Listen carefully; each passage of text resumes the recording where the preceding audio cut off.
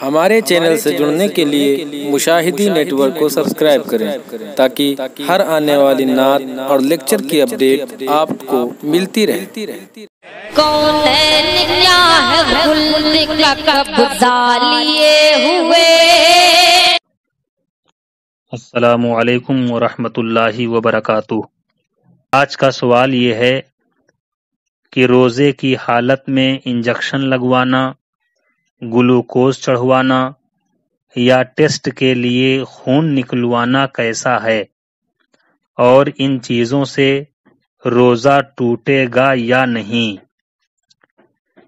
اس کا جواب یہ ہے کہ اگر مریض پریشان ہے اور انجیکشن لگوانے یا گلوکوز چڑھوانے سے مرض موقوف ہو جائے گا اور مریض کو آرام اور سکون مل جائے گا، تو ایسی صورت میں انجیکشن لگوانا یا گلوکوز چڑھوانا بلا کراہت جائز اور درست ہے، اور اگر اس کی حاجت نہیں، یوں ہی فقط طاقت وغیرہ کے لیے انجیکشن لگواتا یا گلوکوز چڑھواتا ہے تو مکروہ ہے، پرہیز کرنا چاہیے۔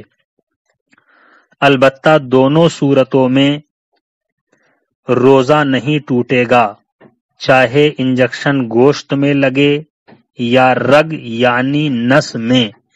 یہی محققین مشائخ کرام و فقہائے عظام و مفتیان ذوی الاحترام کی تحقیق اور ان کا فتویٰ ہے، کیونکہ روزے کے ٹوٹنے کے بارے میں شریعت کا اصل قاعدہ یہ ہے کہ جان بوجھ کر کھانے پینے اور جماع صحبت کے علاوہ ایسی دوا یا غذا سے روزہ ٹوٹے گا جو پیٹ میں یا دماغ میں کسی منفذ کے ذریعہ داخل ہو۔ منفذ یعنی ایسے راستے سے جو راستہ پیٹ تک جاتا ہو۔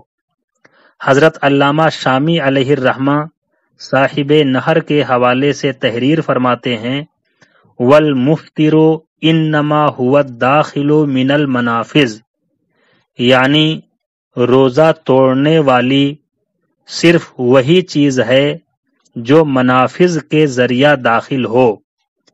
نیز فرماتے ہیں، الذی ذکرہ المحققون ان معنی المفطر وصول ما فیہ صلاح البدن الی الجوف اعم من کونہ غذاء او دواء، یعنی محققین نے مفطر یعنی روزہ توڑنے والی چیز کا یہ معنی بیان فرمایا ہے کہ بدن کی اصلاح کرنے والی چیز پیٹ تک پہنچ جائے، چاہے وہ غذا ہو یا دوا، تو روزہ ٹوٹے گا۔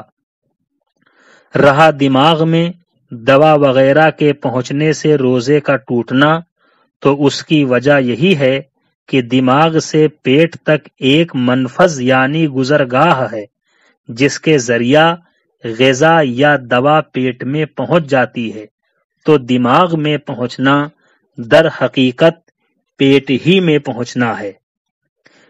خلاصہ یہ کہ دوا یا غذا ایسے راستے سے پیٹ یا دماغ میں پہنچے جس راستے کا ڈائریکٹ تعلق پیٹ یا دماغ سے ہو، لہذا جسم میں دوا یا غذا کسی دوسری چیز کا ایسی جگہ سے پہنچانا جس کا منفذ اور راستہ پیٹ یا دماغ سے نہیں، اس سے روزہ نہیں ٹوٹے گا۔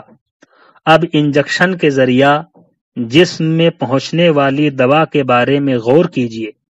فقیہ ملت حضرت علامہ مفتی جلال الدین احمد امجدی علیہ الرحمہ متعدد فقہ اور مسائل کی کتابوں کے حوالے سے اس مسئلے کو واضح کرتے ہوئے تحریر فرماتے ہیں کہ اب انجیکشن کی حقیقت پر غور کیجیے۔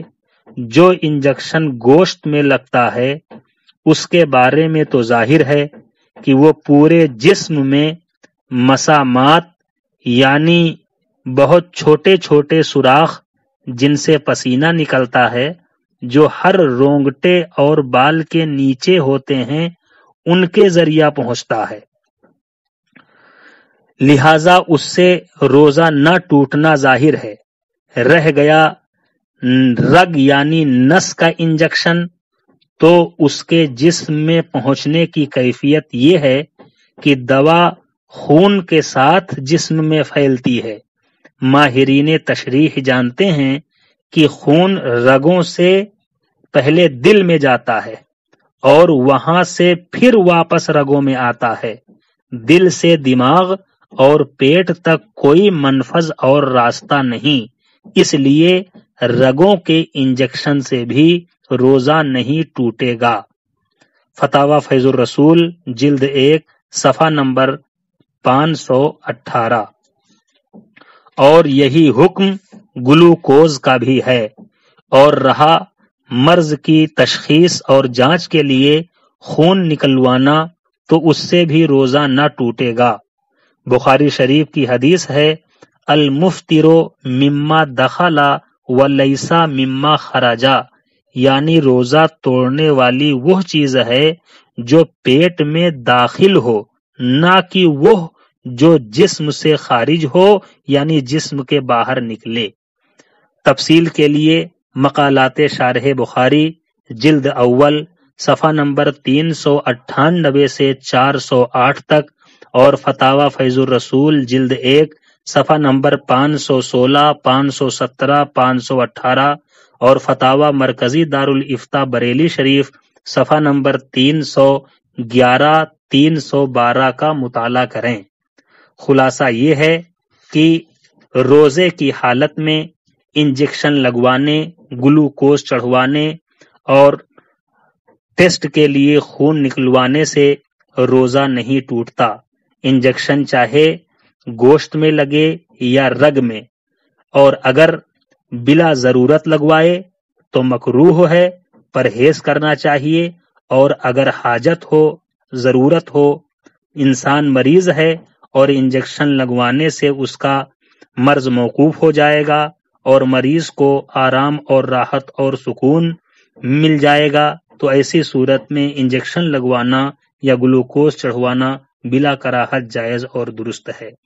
اللہ تبارک و تعالی اپنے حبیب کے صدقے میں ہم سب کو صحیح مسئلوں کا علم عطا فرمائے، اور جو مسئلہ معلوم نہ ہو، معتمد اور مستند اور بھروسے مند علماء کرام اور مفتیان کرام سے مسئلہ معلوم کرنے کی توفیق عطا فرمائے، مسلک اعلیٰ حضرت پر زندہ رکھے، اور مسلک اعلیٰ حضرت ہی پر مرنے کی بھی توفیق عطا فرمائے۔ آمین یا رب العالمین۔